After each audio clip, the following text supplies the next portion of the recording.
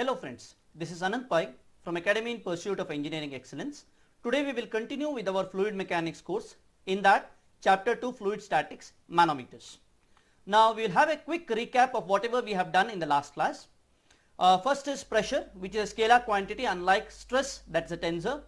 Magnitude of pressure at a point is same in all direction, that is Pascal's law. Rate of change of pressure in vertically downward direction in a static fluid is equal to the weight density of the liquid. There is no rate of change of pressure in the horizontal direction if the fluid is the same. Okay. Delta P is equal to rho GH. Gauge or vacuum pressure is absolute pressure minus atmospheric pressure. That means if the absolute pressure is less than atmospheric pressure, then it is vacuum pressure. If it is more than atmospheric pressure, we take it as a gauge pressure. Now let us see manometer. Manometer, what is manometer? Manometers are instruments that measures the difference in pressure between 2 points or a point and the ambient using columns of suitable liquids. Example is a piezometer. One of the examples or types is piezometer, which is just a tube which is attached to the boundary of the pipe or any point we have to take the measurement or measurement of pressure. Okay. So now the height what is here is rho GH gives the pressure inside the inside that pipe or anything. Next is U-tube manometer, used to measure the difference in the pressure between two pipes or 2 points in any fluid domain. Next is inclined tube manometers, used to measure small difference in heights. So what happens if it is inclined, the difference can be measured using a scale if the difference is very less. Okay. Next, inverted tube manometer, when the manometric liquid is having lesser density than the flowing liquid or the liquid which we are considering, then we use inverted tube manometers. Next is micromanometers. When we have to measure very small difference in pressures, we use this micromanometers. Next, we will see what is piezometer.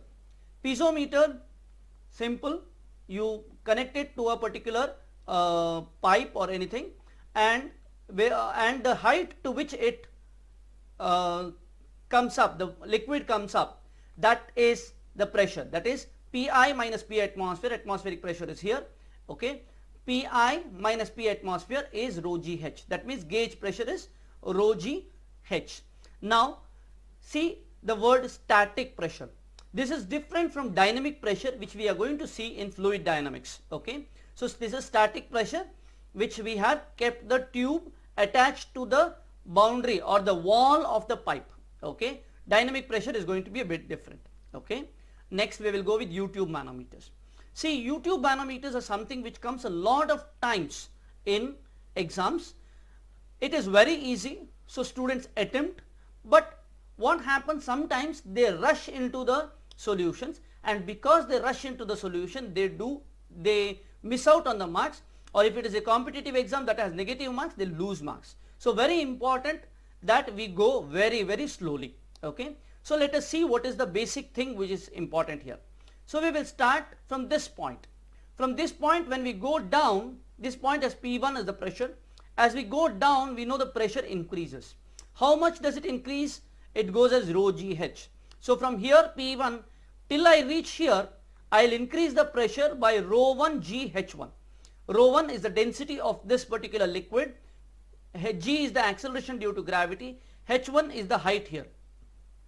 Now next, when I go from here till this point, there is increase in pressure.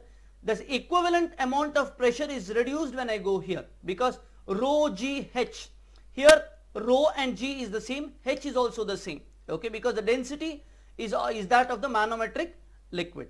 Then from here when I go up, there is decrease in pressure, because when I come down there is increase in pressure, when I go up there will be decrease in pressure. So this particular height makes me to reduce the pressure, that is rho 3 GH3. That means if I want to know what is the pressure here, it is nothing but P1 plus rho GH1 minus rho 3 GH3, that is the pressure here. This might be some of the questions which is asked in some of the competitive exam. They might give a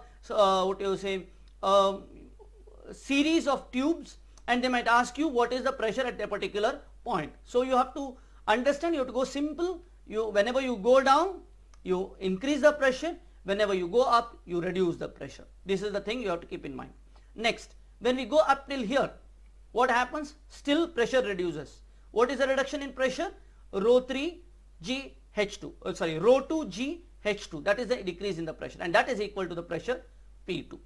Next, we will go with U-tube manometer, a specific case. It repeats a lot of times, so that's why I am doing this. Okay. So here the specific case is about the two pipes which has different pressures but the same liquid. Okay.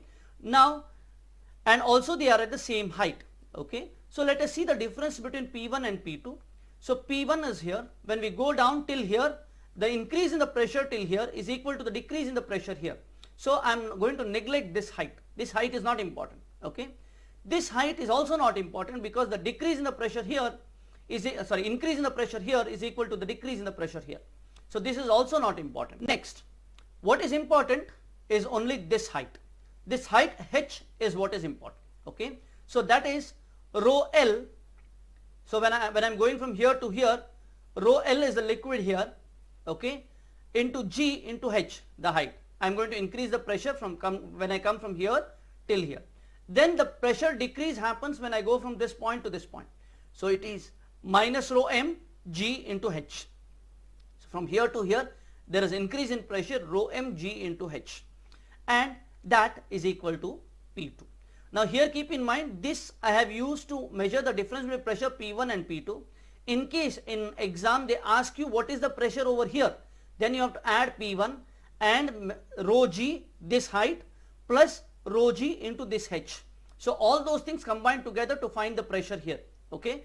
Don't ignore this if they have asked the pressure over here. You can ignore if you have to find the pressure between P1 and pressure difference between P1 and P2. Now this can be rearranged like this. Okay. And again it can be rearranged in this fashion. Here this rearrangement is very important because sometimes this is taken as liquid density. The liquid generally we take is water, and manometric liquid generally we take is mercury. Why we take mercury as a manometric liquid? Because of low vapor pressure. This is a very important question which comes again and again. Manometric liquid is taken as mercury because of low vapor pressure. Okay. So now rho m generally we take mercury. So mercury is 13.6 and water is around 1000. Mercury is 13,600 kg per meter cube, whereas water is 1000 kg per meter cube. So the ratio comes to 13.6 minus 1, 12.6. So into 1000 into G into whatever H will give you the pressure difference. This type of formulas are very important to speed up your answering. Okay, if you have to answer fast, you have to remember these equations. But some of the students, what they do, they remember only these shortcuts and do not go to read the concept. It's very important for cracking any competitive exam that you have to understand concepts before solving problems or learning shortcuts, because it may put you into a trouble if you have not understood the concept and just by heart the formulas and trying to answer that. See, solving 100 problems and trying to get the concept is not a nice thing to do. What we have to do is, we have to first understand the concept and solve around 10 problems. We will be able to solve any number of problems. Okay. So very important for cracking competitive exam that you understand concepts. Okay. So I hope you have learned something new. Kindly subscribe to my channel, click the bell icon so that you could get the further notification, and best of luck for your future. Thank you very much.